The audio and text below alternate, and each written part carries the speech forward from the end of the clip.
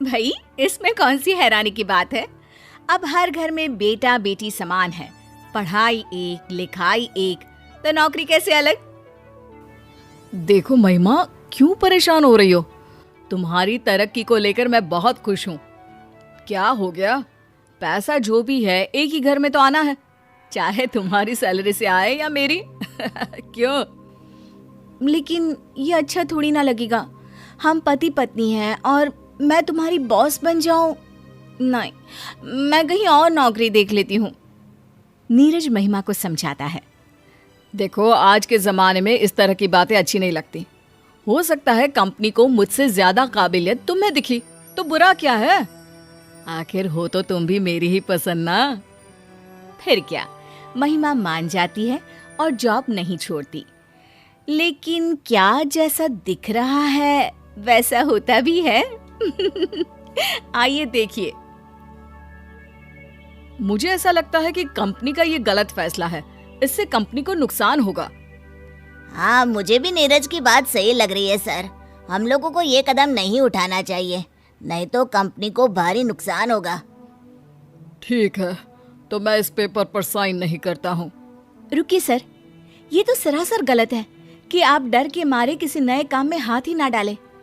वैसे भी सर, अगर हम इस कंपनी के साथ जाते हैं तो खोने के लिए हमारी कंपनी के पास कुछ भी नहीं है, लेकिन पाने के लिए क्या है ये शायद नीरज जी नहीं जानते।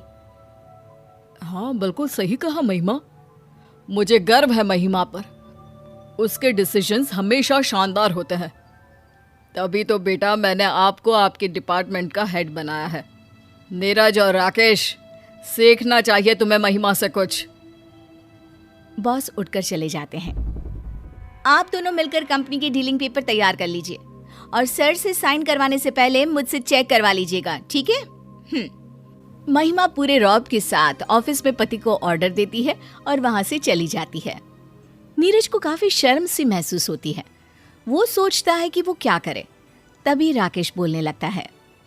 अरे यार, तेरी बीवी नहीं होती ना तो बताता। समझती क्या है खुद को? नई नई बॉस बनी है तो ऐंठ रही है। हाँ, पता नहीं क्या हो गया। कल रात तक तो बोल रही थी कि तुम्हारी बॉस बनने से अच्छा है कि नौकरी छोड़ दूं, और आज? दोनों बात कर रहे थे कि चपरासी आ जाता है। भाई मुश्किल है, बीवी को बॉस देखना। अरे औरत तो रात को घर में खाना बनाकर पति का इंतजार करती ही अच्छी लगती है। फिर क्या, घर पर भी गुलामी और ऑफिस में भी। राकेश और चपरासी तो चले जाते हैं। खड़ा रह जाता है तो नीरज। बात तो सच है। ये क्या बात हुई? आज ही महिमा से बात करनी होगी। शाम को दोनों घर जाते हैं। घर पर उन्हें दिखते हैं महिमा के माता पिता। अरे मम्मी पापा, आप दोनों कैसे आना हुआ? अरे हमने कहा बेटी और दामाद के घर जाकर रह ले थोड़ा।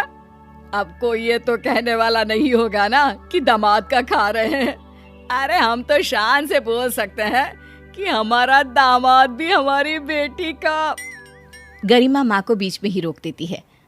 माँ, मैं भले ही नीरज की सीनियर हूँ, लेकिन फैसला कंपनी में और घर में दोनों जगह ही नीरज का ही चलता है। नीरज महिमा की तरफ हैरानी से देखता है। उसे दिन की वो बात याद आती है, लेकिन क्या करे, सास ससुर जो सामने खड़े थे। अगली सुबह। अरे दामाद जी, जरा आप भी हाथ पांव चला लिया करो। बच्ची है, सुबह से लगी है, काम तो आपसे ज्यादा ही करती है, कमाती भी अच्छा है ना। माँ, मुझे काम करना नहीं आता और महिमा मुझे काम करने भी नहीं देती। भाई महिमा की माँ, सीखो महिमा से। पति कम कमाता है फिर भी काम करना नहीं देती। एक तुम हो, सारा दिन घर पर पड़ी रहती हो, लेकिन फिर भी मैं घर का सारा काम करता हूँ। दोनों मियाँ बीवी ऑफिस पहुंच जाते हैं। थोड़ी देर काम करने के बाद नीरज को महिमा कैबिन में बुलाती है।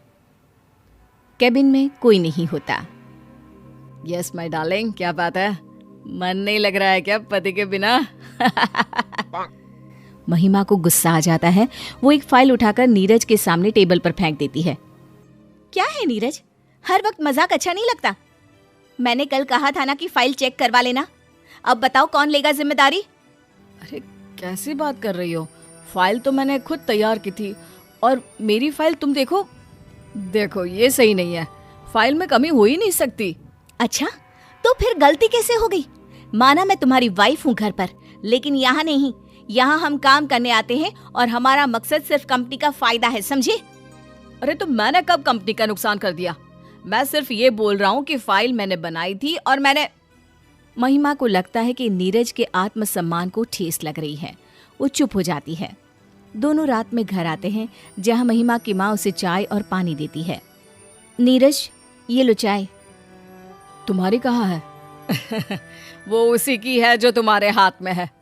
तुम्हारे लिए तो मैंने बनाई नहीं है, नहीं चाय। क्यों माँ, नीरज के लिए क्यों चाय नहीं है? अरे बेटा, दूध कम था, 1 कप लायक ही दूध था, तो क्या करती बोलो? तो आपको वो कप नीरज को देना चाहिए था माँ। अरे कैसी बात कर रही है बेटी, सारा दिन कड़ी मेहनत तू करती है, ज्यादा पैसा तू लाती है। अब यही चाय तेरी बड़ी बहन के घर बनी होती तो मैं तेरे जीजू को देती, क्योंकि करती ही क्या है तेरी बड़ी बहन, घर पर ही तो सारा दिन पड़ी रहती है। नीरज महिमा की तरफ देखता है और महिमा माँ से कहती है, फिर तो माँ, मेरे घर पर चाय का हक सिर्फ नीरज का ही है। अरे वो कैसे? कमाती तू ज्यादा है, ओहदा तेरा बड़ा है, फिर क्यों? क्योंकि माँ, ये चाय नीरज को ही देनी चाहिए। वो कहना माना कि तुम लोगों ने मुझे पढ़ाया लिखाया, जितना मुझे काबिल बनाया उतना दीदी को भी, लेकिन आज दीदी घर के 4 दीवारी में बंद है। पता है क्यों? हाँ, वो तेरा जीजा है ना, घर के काम में उलझा कर रख दिया है उसको। फिर सास भी तेज, बहू घर से बाहर निकले ही ना। बिल्कुल, लेकिन पता है जब मैंने नौकरी छोड़ने की बात की तो नीरज ने मेरा साथ दिया। उन्होंने कहा कि आज के समय में सभी को जीवन जीने का बराबरी का हक है। हाँ तो ये बात तो ठीक ही है, क्या लड़का क्या लड़की। मेरी 2 लड़की हुई तो मुझे पहले तो दुख हुआ, लेकिन बेटा तुम्हारी तरक्की देखकर सीना गर्व से फूल जाता है। तो माँ, उसका कारण भी नीरज ही है ना। मानो अगर शादी के बाद वो भी मुझे घर में ही बिठा देते, या मैं उसकी बॉस हूँ ये समझकर मुझे नौकरी ही ना करने देते तो।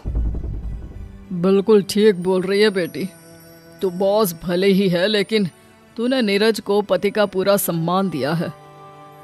हाँ, क्योंकि हम दोनों पति पत्नी हैं और दोनों की बेहतरी कैसे हो ये हम दोनों की ही तो जिम्मेदारी है ना। नीरज की सास को समझ में आ जाता है कि नीरज का योगदान कितना है।